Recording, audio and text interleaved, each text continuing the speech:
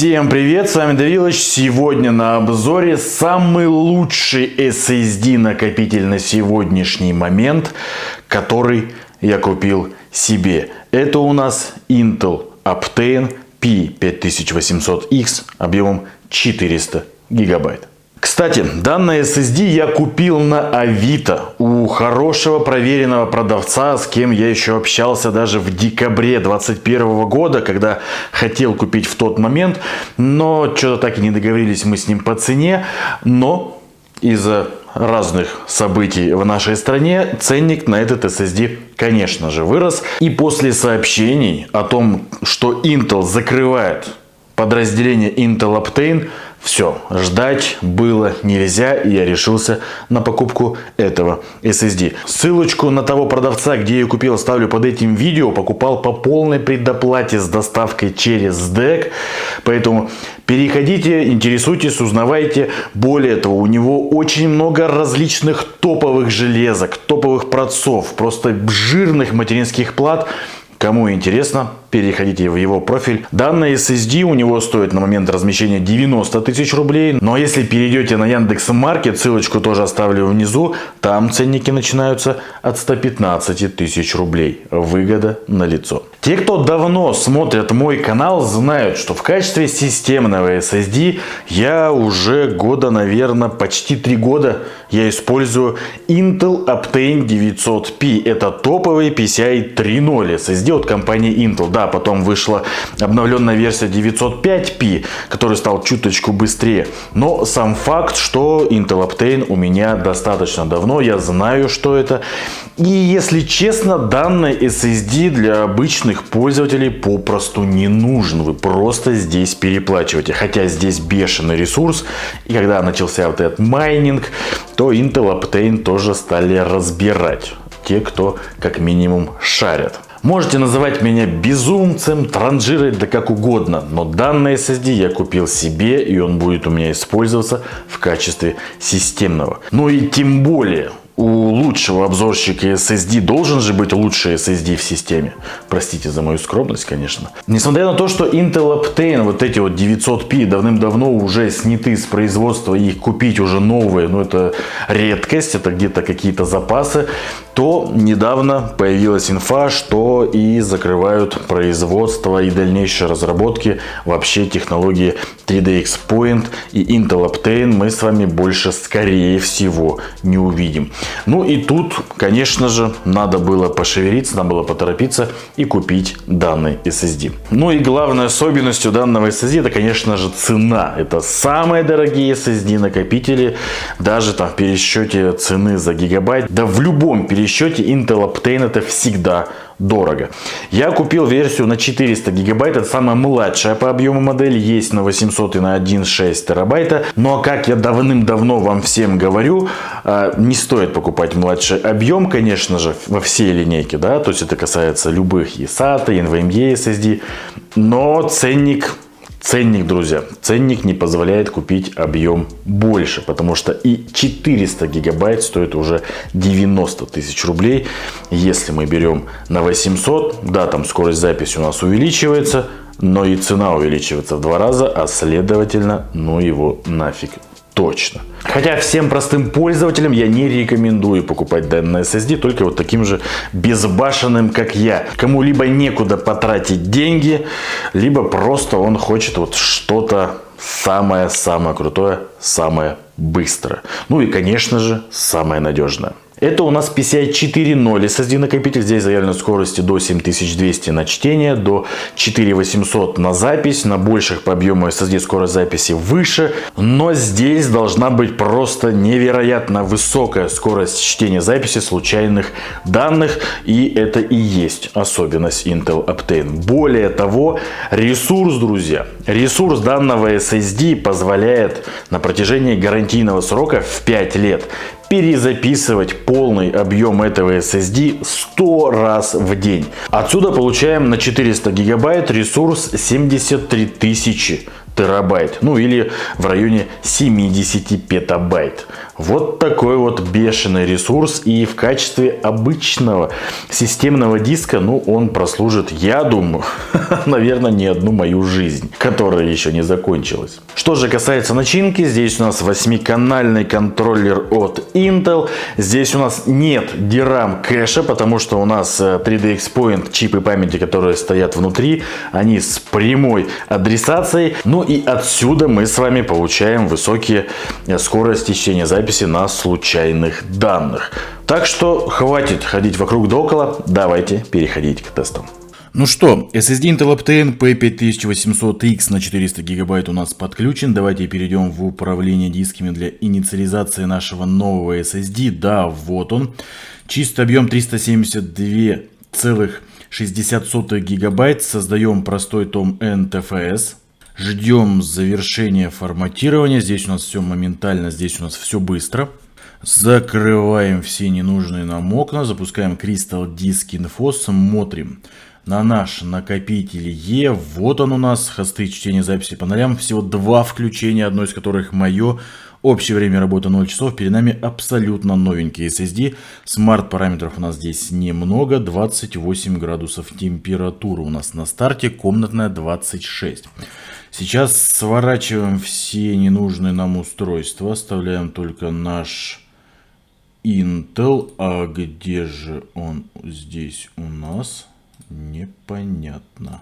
Короче, определить, я так понимаю, его не получается при помощи утилиты CPU-ID Hardware Monitor. Что ж, запускаем AIDA 64. Здесь-то точно у нас все должно показываться, отображаться максимально.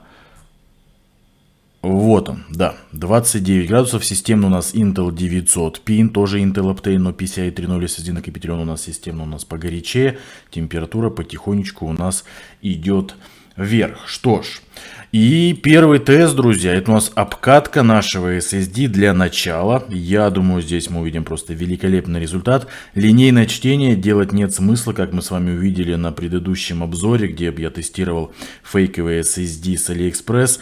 AIDA непонятно как читает весь объем, хотя на самом деле там объема такого нет. Поэтому будем тестировать только теперь на линейную запись. Ну и где он? Наш Q400. И ждем. Но пока у нас идут тесты, перейдем на официальную страничку нашего SSD Intel Optane P5800X на Intel Arc. И давайте посмотрим. Итак, это у нас PCIe 4.0 SSD накопитель, 400 гигабайт объем, был дата выпуска конец 2020 года, 7200 на чтение, 4800 на запись, здесь у нас все великолепно, 100 перезаписей в день на протяжении гарантийного срока 5 лет у нас допускается, а это примерно 70 петабайт, ну либо 73 тысячи терабайт в течение 5 лет, это просто гигантский объем по гарантийным записанным данным. Да, у нас есть поддержка обратного шифрования, все поддерживается, все, что только можно. В общем-то, это Intel Optane. Тест у нас подошел к концу, 43 градуса на нашем SSD. И вы посмотрите, на всем своем объеме практически ровная кривая. Есть у нас всплеск в начале, всплеск в середине, небольшие просадочки в самом конце. Но это не главная особенность нашего SSD накопителя, поэтому сворачиваем, снова запускаем управление дисками, инициализируем наш SSD, форматируем его в файловую систему NTFS, все у нас также быстро, мгновенно, и переходим к тестам. Первый тест это у нас, конечно же, Crystal Disk Mark. Так, обновим температуру, 43 градуса видим. И погнали. Смотрим, что у нас будет на нашем накопителе E. Ну и в итоге получаем 6924 мегабайта на чтение, 4583 на запись при заявленных 7200 и 4800. Я считаю результат великолепный, но посмотрите на случайное 4К чтение. 324 мегабайта в секунду, так не может никто.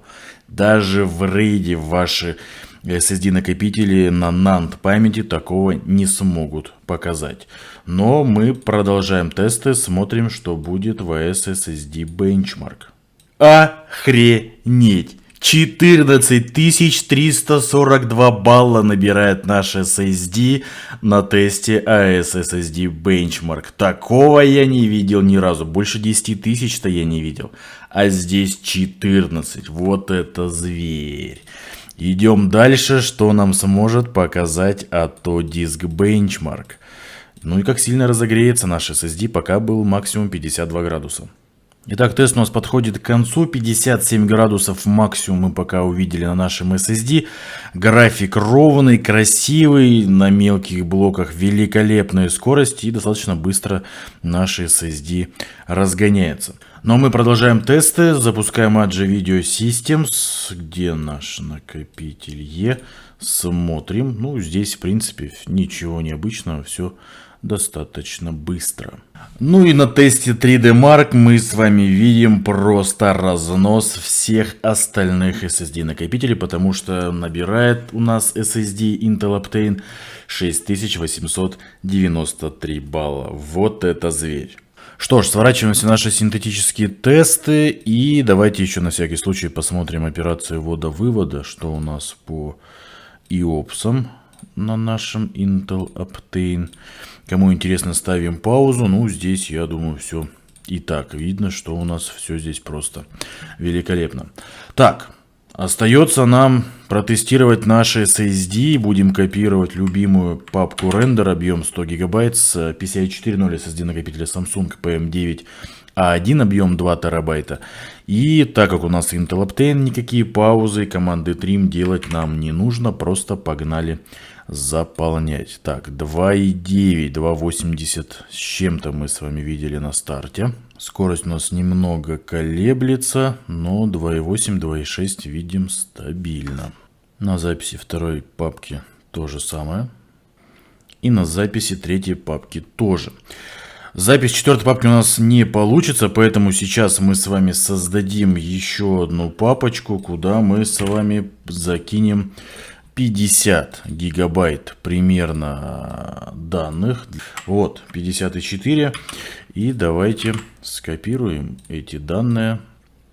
Также убедимся, что у нас ничего по скорости не меняется. Все то же самое, все максимально быстро.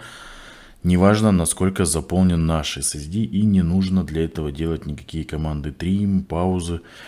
Все здесь на самом высоком уровне.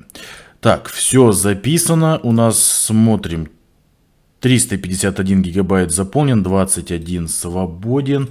Ну и давайте запустим еще один тест Crystal Disk Mark уже при заполнении на 94 и посмотрим на результат. Ну и по итогу у нас немножко снизились скорости чтения записи при заполнении на 94%, но даже при этом скорости все равно на высоком уровне и также на высоком уровне случайное 4К чтение. Что ж, я думаю, на пустом Intel Optane P5800X объем 400 гигабайт у нас все. В принципе, можно удалять все записанные данные, потому что здесь больше нам делать нечего. И я предлагаю сделать копию системного Intel Optane 900P, который у меня сейчас в качестве системного используется, и перенести систему на новый Intel Optane PCIe 4.0 и посмотреть, что же в итоге будет. Поэтому создаем резервную копию снова нашего системного диска и переносим на PCIe 4. Синтетические тесты у нас завершены на SSD накопителе Intel Optane P5800X объем 400 гигабайт в качестве системного SSD. И мы видим, как сильно у нас снизилось итоговое количество баллов 3D Mark, но все равно выше, чем на каких-либо протестированных мной SSD. Было 6893, стало 4137. Но здесь виной всему, конечно же, операционная система, которая постоянно что-то считывает и записывает на наш SSD. Смотрим, что по тестам Adja Video Systems. Давайте сразу же сравнивать с тем, что у нас было, и с тем, что у нас стало. Так, скорости у нас немножечко упали, ну понятно, потому что операционная система. Далее у нас Autodisk Benchmark. Если мы проверим и посмотрим на скорости, то в принципе Да, снижение тоже у нас есть. На больших блоках снижения скорости никаких у нас нету. Что касается итогового количества баллов VS SSD Benchmark, то да.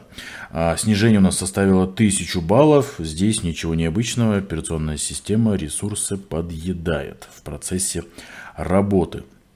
Ну и 3D Mark.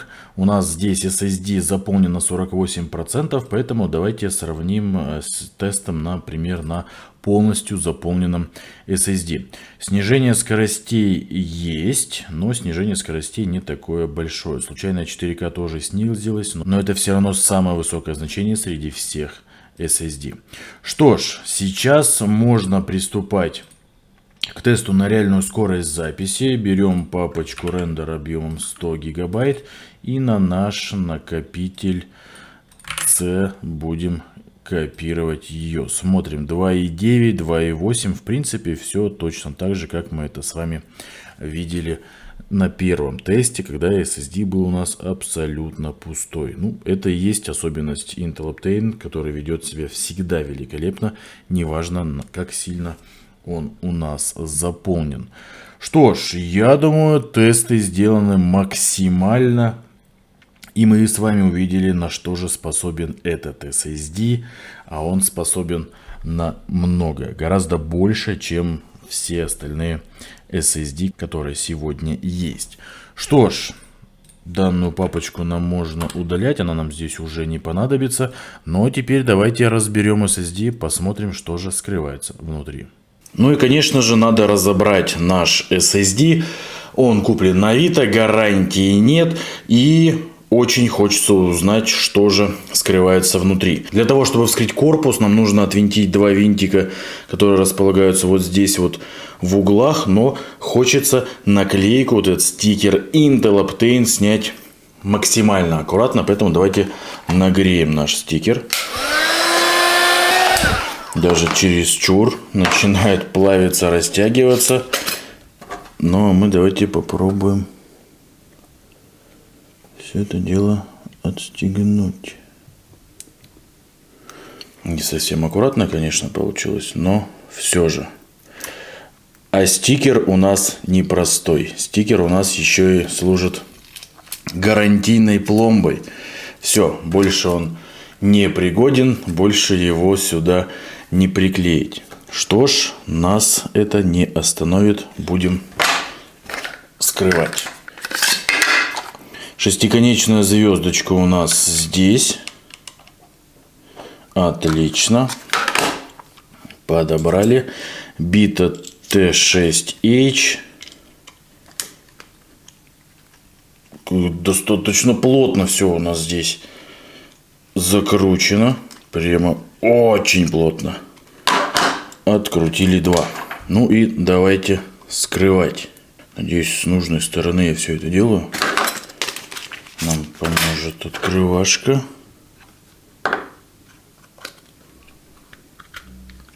Все. Готово. Подцепили, открутили и видим нашу плату и, конечно же, фирменные термопрокладки. Но это не термопрокладки, это явно какая-то очень густая термопаста. По-другому я это не назову. Ну и, конечно же, нам необходимо достать плату отсюда. Точно так же она у нас внутри на термопрокладках. Точно так же все это дело у нас выглядит, как и на предыдущем Intel Optane. Итак, смотрим. Контроллер LSNBF. Ну и его серийный номер. 8 чипов памяти. Есть места под 2 чипа DRAM кэша. Но это у нас Intel Optane. И, конечно же, никакого DRAM чипа здесь в данном случае у нас нет. Да и в принципе не нужен. И так все максимально быстро. Что ж. Вот такая вот начинка, вот такой вот SSD. Давайте подводить итоги. Ну а чипы, конечно же, от Intel 3D X-Point. Тесты сделаны, результаты получены, и я ими очень очень доволен. Да, это очень дорогой SSD, но я доволен результатами. И да, этот SSD остается работать у меня в системе. Несмотря на то, что там скоро выйдут PCI 5.0 SSD накопители, по случайному 4К чтению записи они все равно не дойдут, не доберутся до возможностей Intel Optane с памятью 3D X-Point. Вы же видели эти невероятные цифры в синтетике, везде просто гигантские цифры. Да, на линейных скоростях чтения записи здесь вроде как ничего особенного по сравнению с другими топовыми PCI 4.0 SSD. Но только вопрос касается каких-то бенчмарков, мы с вами видим гигантские цифры. Это игровой тест 3D Mark, причем без операционной системы, когда тестировался просто пустым данный SSD, там просто невероятные цифры получили, как и в AES SSD Benchmark.